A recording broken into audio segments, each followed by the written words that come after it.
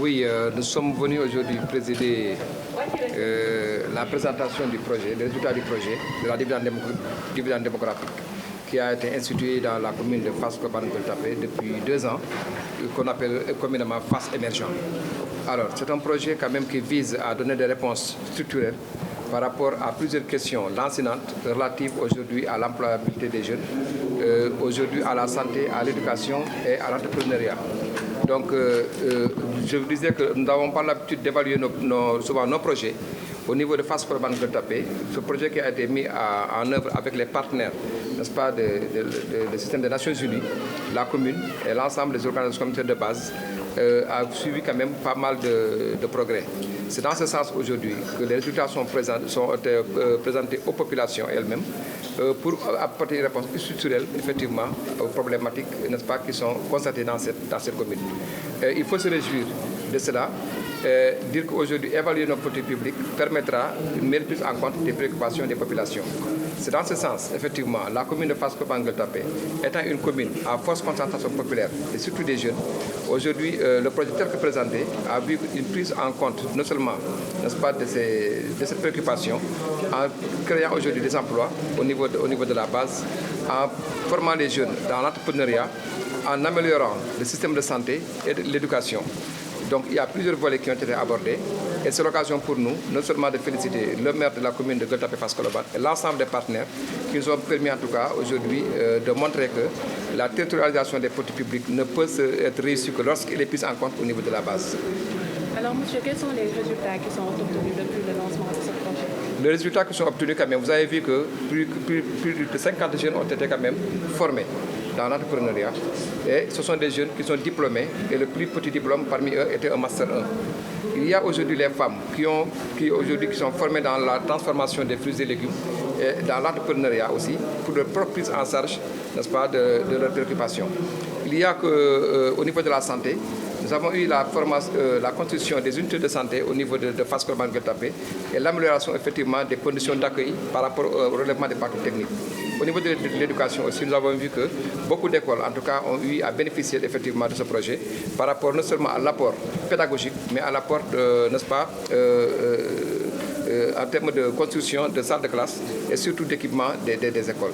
Donc c'est un projet global qui aujourd'hui a été mis en place avec les partenaires du système des Nations Unies et je crois que les résultats ont été quand même très satisfaisants. Sur ce genre de projet, le véritable enjeu, c'est la pérennisation. Oui, il faut reconnaître qu'aujourd'hui, tout projet, comme je l'ai dit, a une durée de vie. Le plus important, ce n'est pas de dépendre de ce que les bailleurs de fonds font pour nous, mais le plus important pour nous, c'est de nous approprier effectivement de cet outil qui est un outil très important pour qu'à la fin du projet, que les populations elles-mêmes puissent continuer à travailler sans l'appui et l'apport des autres. Pour la population, avec monsieur le maire de Fass, Colobane-Gueule Tapée, avec le coordonnateur résident des Nations Unies, avec beaucoup de partenaires publics et privés, pour lancer, en fait, pour partager les résultats d'un projet très important qui est sur l'autonomisation des jeunes et des femmes dans la commune de Fass-Colobane-Gueule Tapée. Ce projet est particulièrement important dans le cadre de la priorité que le président de la République a mise sur les jeunes et les femmes. Pourquoi? Parce qu'en fait, on a démontré par ce projet qu'il y a des possibilités très concrètes et très directes de pouvoir accompagner les municipalités dans l'animation économique et la création d'emplois au niveau des municipalités et des collectivités territoriales. C'est très important parce qu'en complément de toutes les grandes politiques de l'État, qu'il s'agisse de la politique industrielle, de la mise en place de zones économiques spéciales, de parcs industriels, d'agropoles, il est très important d'avoir une action capillaire sur tout le territoire, dans les 600 collectivités territoriales, pour leur donner les moyens de créer des emplois et de travailler avec les jeunes et pour les jeunes pour soutenir leurs projets grâce à du soutien à la fois en formation, du soutien à l'accès au crédit et puis tout un écosystème qui font que les jeunes vont se sentir accompagnés et pouvoir réaliser leurs projets et redonner de l'espoir aussi à ce pays, redonner de l'espoir aux jeunes. Il est vrai que la situation du Covid a créé beaucoup de difficultés pour beaucoup de familles, pour beaucoup de jeunes qui voient un peu leur avenir un peu menacé. Mais aujourd'hui, il faut que tous les partenaires se mettent autour de la table pour les soutenir. On doit remercier aussi le Fonds des Nations Unies pour la population qui a en fait eu cette vision de réunir un certain nombre d'agences des Nations Unies, y compris l'ONUDI pour le volet économique, pour se mettre tous ensemble et soutenir les municipalités sur tout le territoire. Vous avez évoqué les résultats, est-ce qu'ils sont satisfaisants?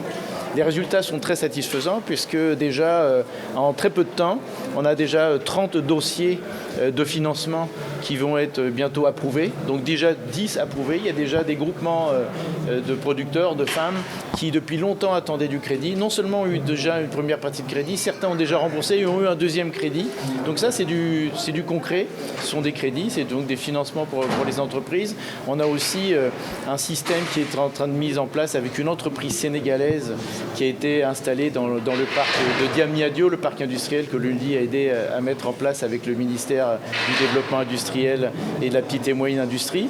Cette entreprise, Sewacard, est maintenant un leader régional en Afrique de l'Ouest pour la numérisation et la création de cartes bancaires et de systèmes bancaires, et est en train d'aider la mairie pour permettre aussi que tous les petits producteurs et ceux qui ont des projets vont avoir de façon numérique pratiquement leur dossier de financement traité de façon numérique. Ils vont pouvoir les suivre avec leur téléphone et directement connectés avec la direction de l'emploi rapide, avec d'autres banques.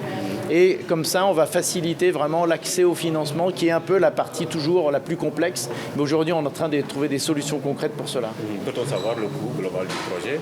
Le coût global du projet est très limité. En fait, c'est la preuve qu'en fait, on peut le reproduire de façon, je dirais, de le multiplier à travers le territoire. C'est que le budget total était de 60 000 €.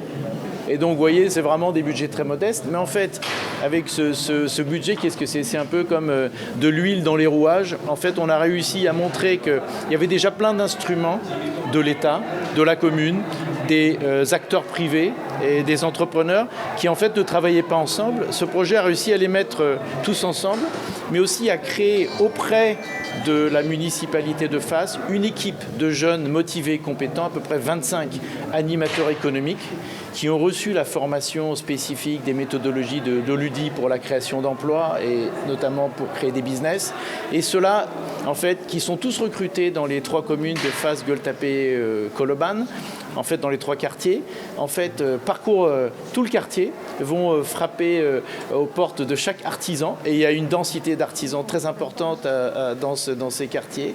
Et donc avec eux ensuite on crée des business plans, des plans d'affaires qui eux sont bien reconnus et acceptés par les banques. Et donc grâce à tout cela, on a pu améliorer à la fois leurs compétences par des formations mais aussi l'accès au crédit.